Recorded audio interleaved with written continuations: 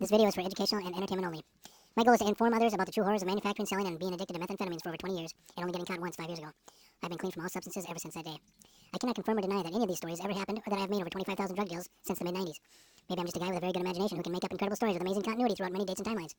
It took me 5 years for me to get a clear head in order to even think about these stories without them triggering me or urging me to return to the life I led for so many years.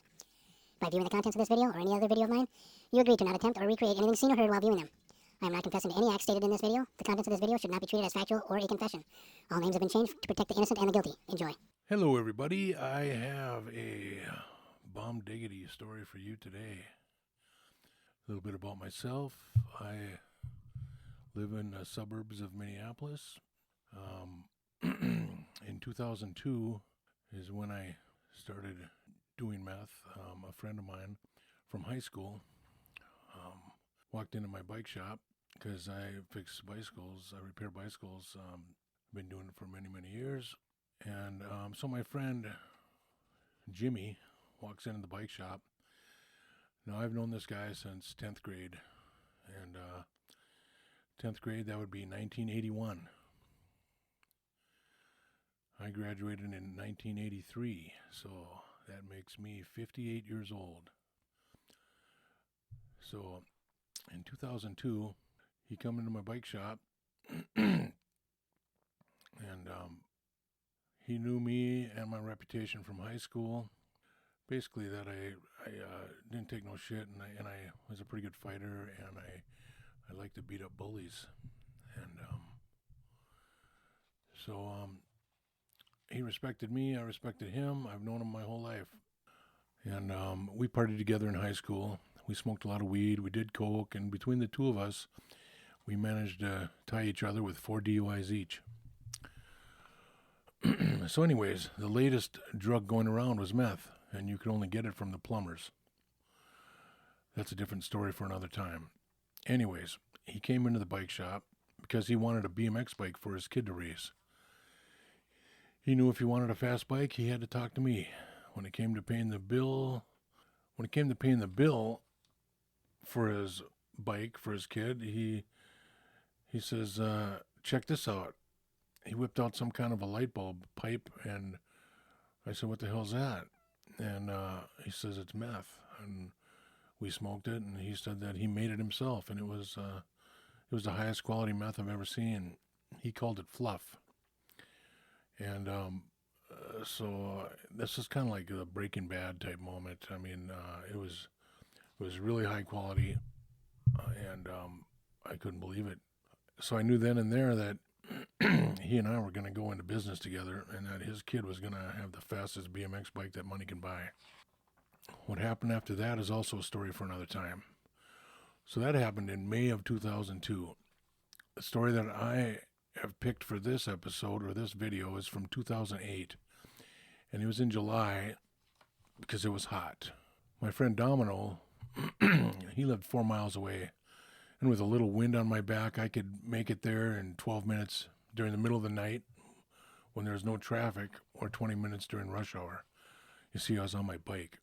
By the way, when the story takes place, I am 44 years old, and it has been 3 years since the FDA created the Combat Methamphetamine Epidemic Act, which banned over-the-counter sales of pseudoephedrine. So now I was selling meth for the Mexican cartels, and all my manufacturing friends were in prison. So it was myself and my buddy Domino and his brother who dealt directly with the cartel. A couple things about Domino. He's very smart.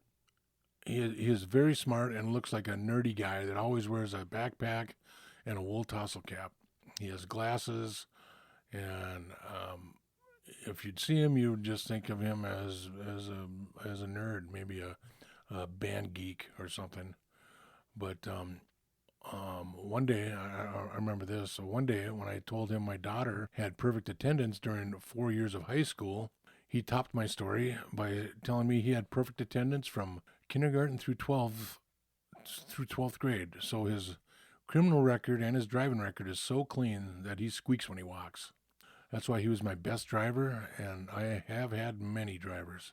We could get pulled over at 4 a.m. and the officer would run his license, and the officer never ever asked any questions or asked for my driver's license ever.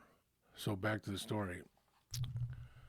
How it all worked was Domino would get a quarter pound of meth, 4 ounces, from his brother, and we would have 2 days to sell it. That is a little over 113 grams in 2 days. When he dropped it off, then Domino would call me and I would jump on my bike that I called the rocket ship because it was top of the line, baby. Then I would pedal my ass over there and pick up 1 out of the 4 ounces, and then I'd get to work. Sometime I'd make that trip 3 times in one day. That's 24 miles, plus the mileage of when I'm out there slinging dope. The faster I sold it, the more money I made. Whatever I made, it was peanuts compared to when we made it ourselves. We always kept extra product for ourselves because when we collect all the cash, we would then call his brother and he would come grab it and then go meet up with the Mexicans. And here's the fucked up part. Sometimes it would take Domino's brother up to 3 or 4 days to bring more.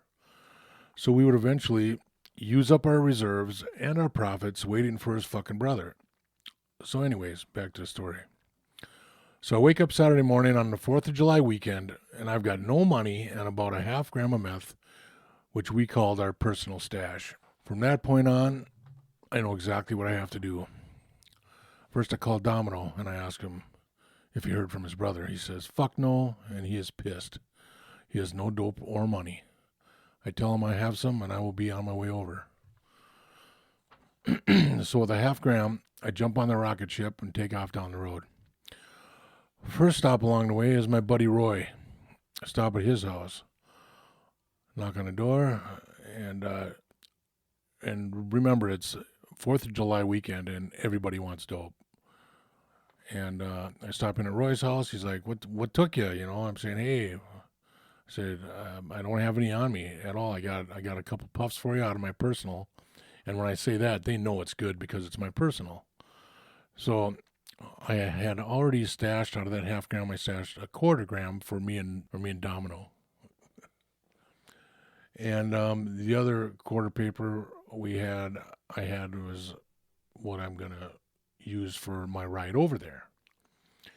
So I stop at Roy's house and I said, I'm in a hurry. I gotta go get it, but you give me some money to run with, and you'll be the first one I stop back at.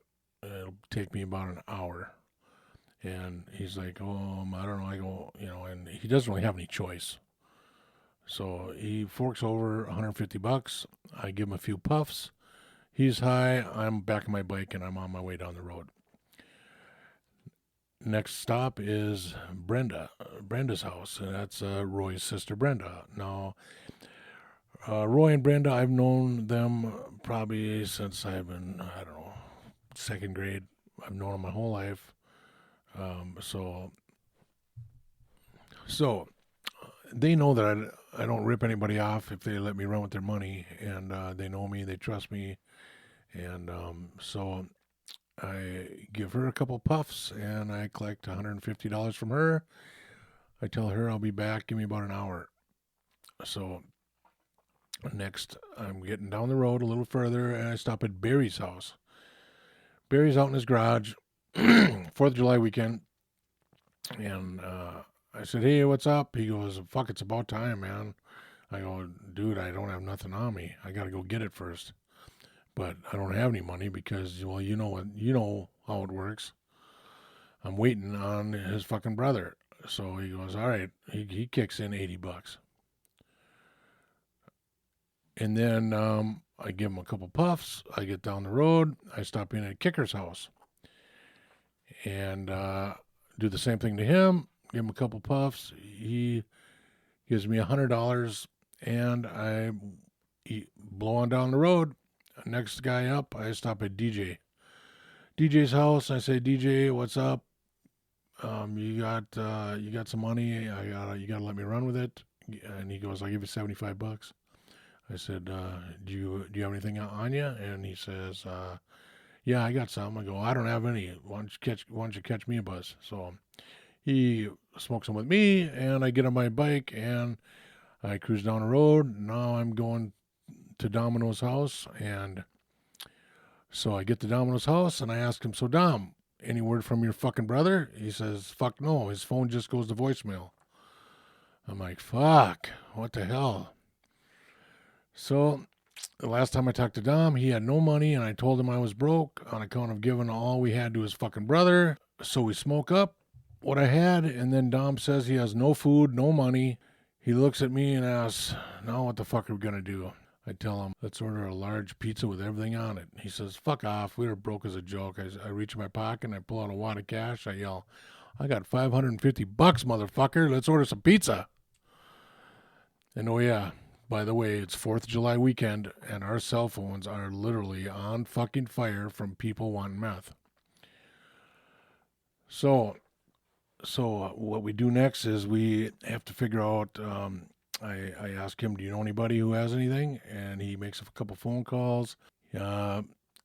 Nobody's got anything. I think everybody's waiting on his brother, to be honest. So I try and rack my brain because I know a lot of people.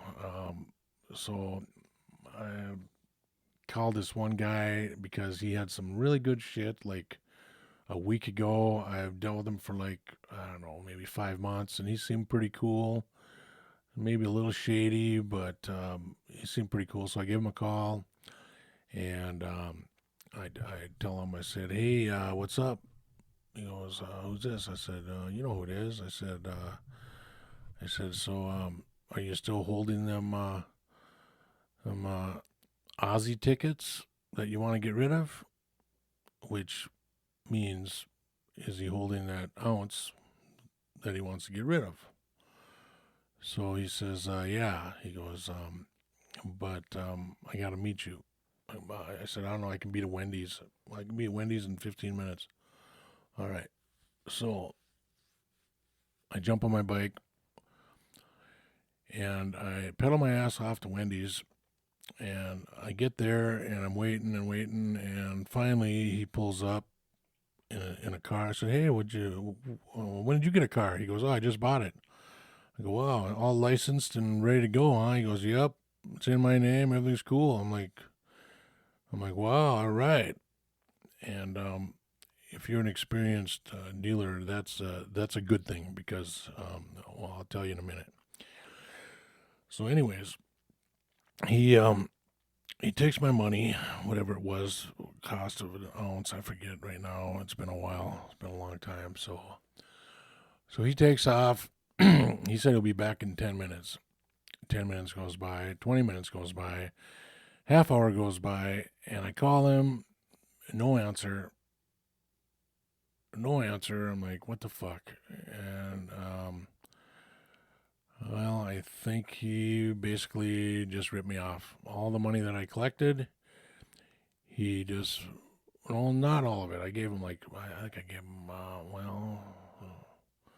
no, I gave him everything. Yep, I gave him all of it, and he took off. So now I'm back to being broke. Now my fucking phone is going off the hook again, ringing off the hook. Everybody wants the 4 or 5 people that gave me money are wondering where the fuck I am, and plus all the other people on the 4th of July weekend who all want dope also.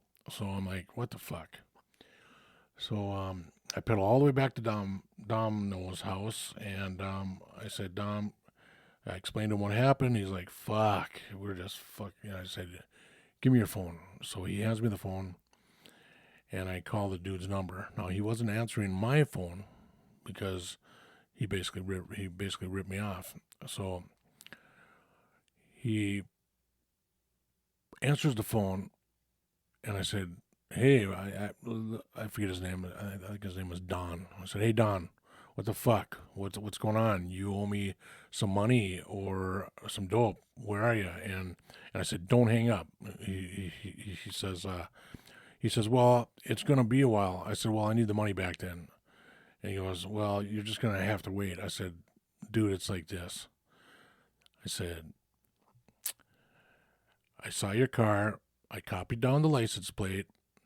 And if you don't have my money back here in 10 fucking minutes, as far as I'm concerned, I was a victim of road rage, and I'm going to give the cops your fucking license number.